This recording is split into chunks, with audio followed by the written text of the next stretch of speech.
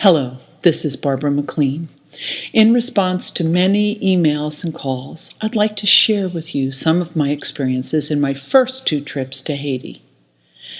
I was very fortunate to actually be connected through the University of Miami to Project Metashare, and U of M and Metashare had been on the ground in Port-au-Prince for 15 years.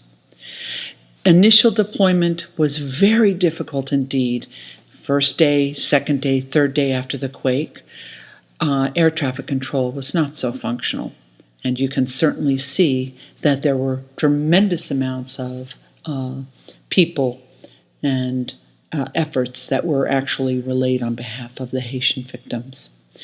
Our Project Metashare University of Miami tents in the first week were actually within the UN compound, where we felt incredibly safe and secure. And we had a total of 120 to 180 patients at any time.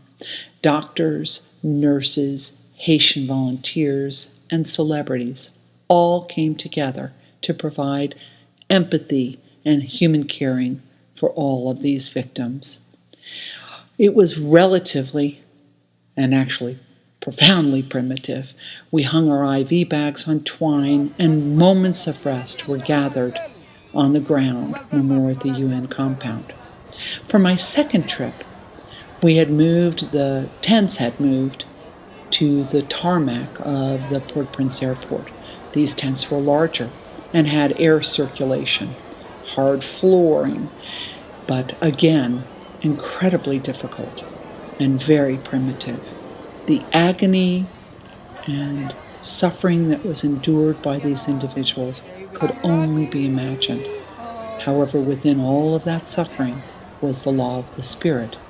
And that law of the Spirit was something that we felt privileged to actually be a part of. By 2 weeks after the quake, the Project Metashare tents had large operating rooms with 4 functional OR tables and a very minor critical care area and PACU.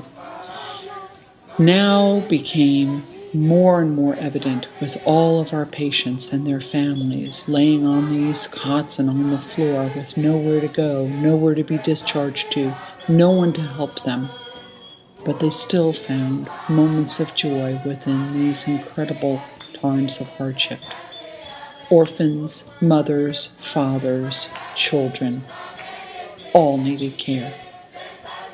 And as volunteers, we now had a higher level of resting place, but still a very primitive focus. We had to bring our own food and our own water, and in the early days, there was no food or water for the victims or their families. Despite this terribly devastating earthquake and the profound suffering and pain and loss of limb and loss of life, we were still able to find moments of spirituality with the assistance of others.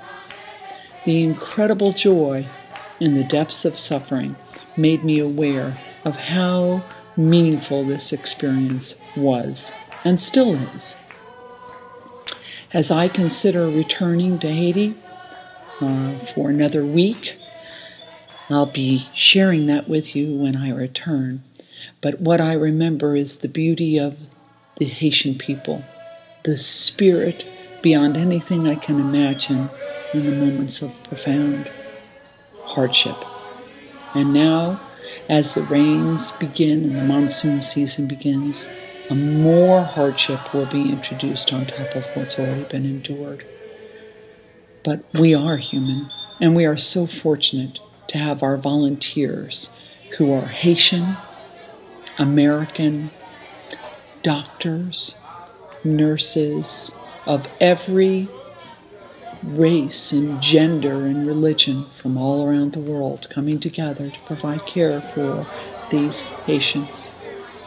I've been so incredibly fortunate in my life to be able to provide for others and to be able to assist in disasters and in the daily experience of human suffering that one endures in times of hardship. I'll be sharing my next trip with you as well when I return. Thank you very much for listening. Good luck. God bless.